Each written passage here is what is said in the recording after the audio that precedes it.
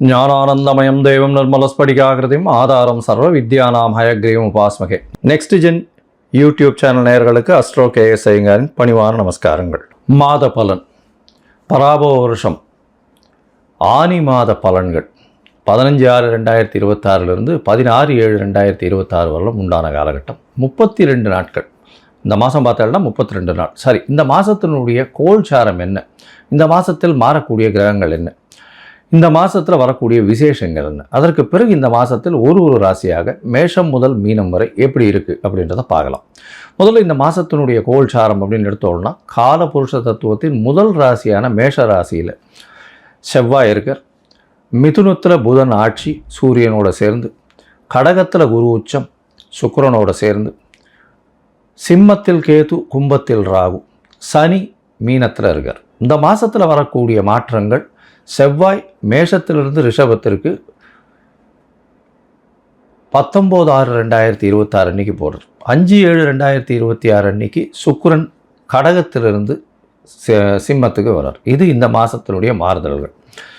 சரி, இந்த மாதத்தில் என்னென்ன விசேஷம் அப்படின்னு பார்த்தோம்னா, 20/6/2026 அன்னைக்கு ஆனி மகம் 46வது பட்ட அழகிய சிங்கர் அப்படின்னு சொல்லக்கூடியவர், அதாவது அந்த ஸ்ரீரங்கநாத மகாதேசிகன் அப்படின்னு சொல்லக்கூடியவர், அவருக்கு திருநட்சத்திரம் அதாவது பிறந்த நாள் அப்படின்னு சொல்லக்கூடியது இந்த மாதத்தில் வருது. இவருடைய முந்தைய இருந்த இந்த மடத்தில் இருந்தவர்கள் தான் ஸ்ரீரங்கத்தினுடைய ராஜகோபுரம் கட்டினவங்க. இந்த மாதத்தில் பார்த்தடையினால் 21/6/2026 அன்னைக்கு நடராஜர் தேர், இந்த சிதம்பரம் நடராஜர் தேர் ஆனி திருமஞ்சனம்னு சொல்லக்கூடியது 22ஆம் தேதி அன்றைக்கி கார்த்தால உத்திர நட்சத்திரம் வருது. திருமஞ்சன அலங்காரம் அன்னைக்கு. அதற்கு பிறகு 27ஆம் தேதி 27/6/2026 அன்னைக்கு சனி பிரதோஷம். அது ரொம்பவுமே முக்கியம். வருஷத்தில் 1ஓ 2ஓ தான் சனி பிரதோஷம் வரும். ரொம்பவும் முக்கியமானது. அந்த இடத்துல அன்றைக்கி போய் சாயந்தரம் ஒரு 5:30-6 மணிக்கு அந்த பிரதோஷ காலத்தில் தீபாராதனை வழிபடுறது மிகவும் விசேஷம். எல்லா விதமான தோஷங்களும் நீங்கக்கூடிய விஷயம். 28ஆம் தேதி பார்த்தடையானால் இந்த வருஷம் ஜேஷ்டாபிஷேகம். ஜேஷ்டாபிஷேகம்னா ஆணிக்கேட்டை. ஆணிக்கேட்டையில் ரங்கநாதர் அந்த ஸ்ரீரங்கத்தில் மிகவும் விசேஷம். பழனியில் ரொம்பவும் விசேஷமாக இருக்கும். ஆணிக்கேட்டை ஜேஷ்டாபிஷேகம்னு சொல்கிறது.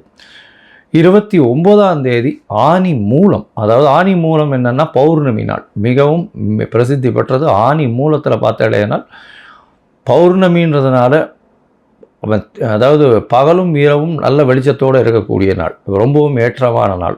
அதாவது பௌர்ணமியில் பற்றி நிறைய வீடியோஸ் பேசியிருக்கேன் நான்.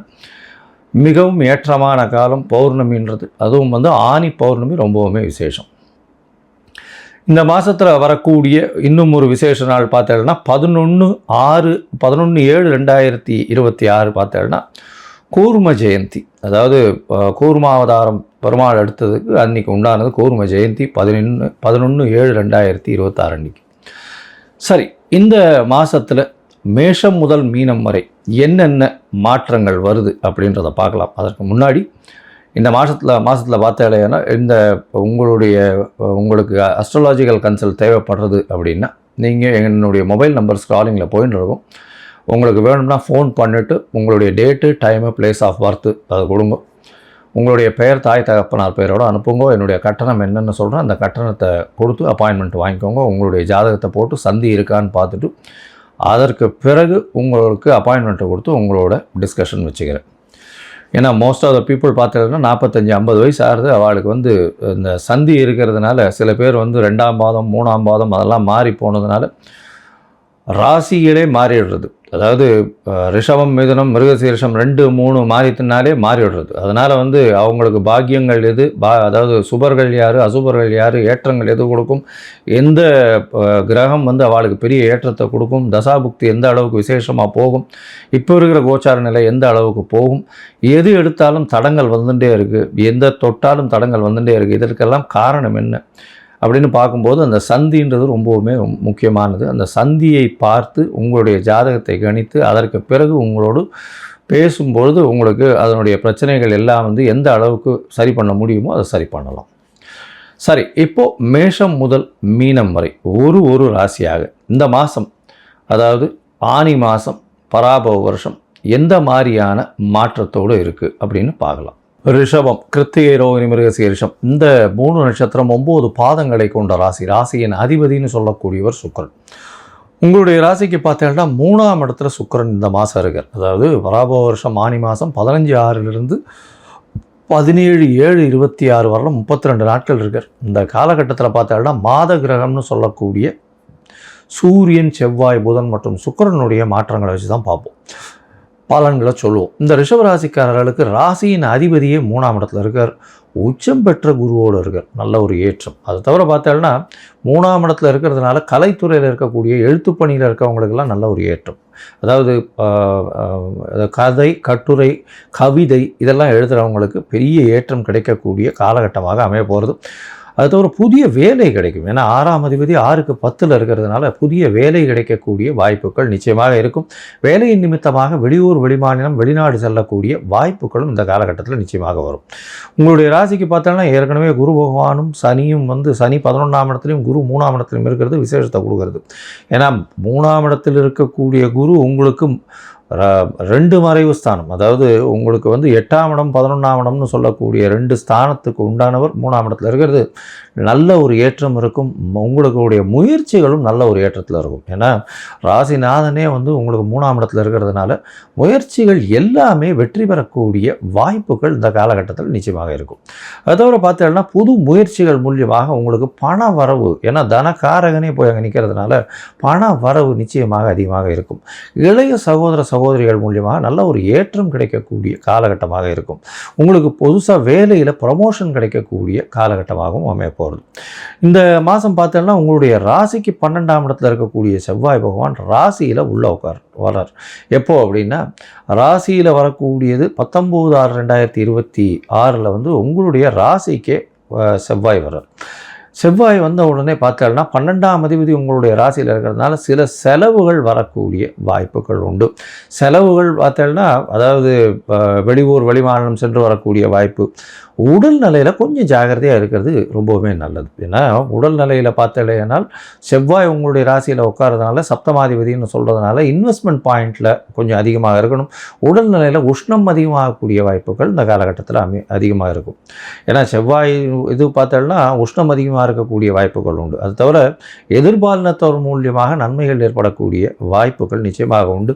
பார்ட்னர்ஷிப் பிஸ்னஸில் நல்ல ஒரு ஏற்றம் கிடைக்கக்கூடிய காலகட்டமாக அமையாது. ராசிக்கு 2ஆம் இடத்துல புதன் ஆட்சி பெற்று போகிறார். 2ஆம் இடத்துல தனஸ்தான அதிபதி, தனஸ்தானத்தில் ஆட்சி பெறுறார். அவரே 5ஆம் இடத்துக்கு அதிபதி. இதனால் என்னென்னா குழந்தை பிராப்தி ஏற்படக்கூடிய வாய்ப்புகள் நிச்சயமாக இருக்கும். ஏன்னா 3ஆம் இடத்துல சுக்கிரன் இருக்கார். சுக்கிரன் 3ஆம் இடத்துல இருக்கிறது அது வீரியத்தை அதிகமாக்கும். அதாவது இவ்வளோ நாளாக குழந்தை பிராப்தி இல்லாதவர்கள், இந்த ஆண் மலட்டுத்தன்மை இருக்கிறவங்க, அவங்களுக்கு கவுன்ஸ் கம்மியாக இருக்கிறவங்களுக்குலாம் இந்த காலகட்டத்தில் சுக்கிரன் 3ஆம் இடத்துல இருக்கும்பொழுது நல்லபடியாக இருக்கக்கூடிய, அதுவும் புத்திர காரகனோடு சேர்ந்து இருக்கிறதுனால நிச்சயமாக கவுன்ஸ் கூடக்கூடிய வாய்ப்புகள், அதன் மூலியமாக குழந்தை பிராப்தி ஏற்படக்கூடிய வாய்ப்புகளும் இந்த காலகட்டத்தில் நிச்சயமாக உண்டு. உங்களுடைய ராசிக்கு 2ஆம் இடத்துல சூரியன் இருக்கிறதுனால கொஞ்சம் பேச்சு படபடப்பு இருக்கும். இருந்தாலும் புதன் இருக்கிறதுனால நளினமாக பேசி எல்லாவற்றையும் வெற்றி கொள்ளக்கூடிய வாய்ப்புகள் நிச்சயமாக இருக்கும். உங்களுடைய ராசிக்கு பார்த்தீங்கன்னா 4ஆம் அதிபதி உங்களுடைய சுகத்தை கொடுக்கக்கூடியவர். அவர் குடும்பஸ்தானத்திலே போய் உட்கார்றதுனால நல்ல ஒரு ஏற்றம் இருக்கக்கூடிய வாய்ப்பு உண்டு. தாயின் உடல்நிலையில் நல்ல ஒரு ஏற்றம் இருக்கும். தந்தையின் உடல்நிலையில் நல்ல ஏற்றம் இருக்கக்கூடிய காலகட்டமாக அமைப்போகிறது. சரி, மொத்தத்தில் பார்க்கும்பொழுது இந்த ரிஷபராசிக்காரர்களுக்கு ஏற்றமான காலம். ராசியின் அதிபதி 3ஆம் இடத்துல இருக்கார். அவர் முயற்சி ஸ்தானத்தில் இருக்கிறதுனால முயற்சிகள் எல்லாமே வெற்றி பெறக்கூடிய காலகட்டமாக இருக்கும். எழுத்து பணிகளில் இருக்கிறவங்க நல்ல ஒரு ஏற்றம். கலைத்துறையில் இருக்கிறவங்களுக்கு பெரிய ஒரு மாறுதல்கள் வரும். அது தவிர பால் சம்பந்தமான வியாபாரங்கள், அது தவிர வெள்ளை ஆடை சம்பந்தமான வியாபாரங்களில் பெரிய ஏற்றம் இருக்கும். அது தவிர உங்களுடைய இந்த லைட்டு அந்த மாதிரியான விஷயங்கள் வியாபாரம் பண்ணுறவங்களுக்கு பெரிய ஏற்றம் கிடைக்கக்கூடிய வாய்ப்புகள் உண்டு. ராசிக்கு 2ஆம் இடத்துல புதன் ஆட்சி பெற்று போகிறார். இதன் மூலியமாக செல்வங்கள் பெறக்கூடிய வாய்ப்புகள் உண்டு. குடும்பத்தில் மகிழ்ச்சி வரக்கூடிய வாய்ப்புகள் நிச்சயமாக உண்டு. அது தவிர பார்த்தீங்கன்னா ஷேர் மார்க்கெட்டில் இன்வெஸ்ட் பண்ணதெல்லாம் டபுள் இல்லைனா ட்ரிபிள் ஆகக்கூடிய வாய்ப்புகள் இந்த காலகட்டத்தில் வரும். என்ன சார் நீங்கள் ஏற்கனவே ஷேர் மார்க்கெட் 75,000 பாயிண்ட் 72,000 பாயிண்ட் ரொம்ப கிராஷ் டவுனில் இருக்குது, இது எப்படி சார்? இன்னுமே படிப்படியாக ஷேர் மார்க்கெட் ஏற ஆரம்பிக்கும் பாருங்கள். உங்களுக்கு ஒரு நல்ல ஏற்றம் கிடைக்கக்கூடிய காலகட்டமாக இந்த காலகட்டம் அமைய போகிறது. உங்களுக்கு புதிய பதவி, புகழ், அந்தஸ்து, கௌரவம்லாம் வரக்கூடிய வாய்ப்புகள் உண்டு. உடல் நலத்தில் கொஞ்சம் ஜாகிரதையாக இருங்க. வேகம் அதிகமாக இருக்கும். ஏன்னா செவ்வாய் உங்களுடைய ராசியில் வந்து உட்கார்றதுனால வேகம் அதிகமாக இருக்கக்கூடிய காலகட்டம், உஷ்ணங்கள் அதிகமாக இருக்கக்கூடிய காலகட்டமாக அமையும். உங்களுக்கு பார்த்தீங்கன்னா பேச்சில் வந்து 2ஆம் இடத்துல சூரியன் வந்து உட்கார்ந்தாலும் பேச்சு படபடப்பாக வந்ததுனாலும் புதனோட சேர்ந்து இருக்கிறதுனால அதாவது ஆட்சி பெற்ற புதனோடு இருக்கிறதுனால நளினமாக வந்து எதிர்த்த மாதிரி இருக்கிறவங்ககிட்ட வேலையை சாதிக்கக்கூடிய வாய்ப்புகள் நிச்சயமாக உண்டு.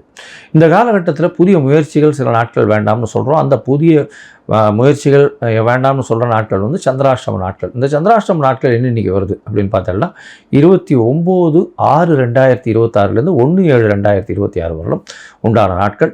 சந்திர பகவான் உங்களுடைய ராசிக்கு 8ஆம் இடத்துல மறைந்திருக்கக்கூடிய காலகட்டம்.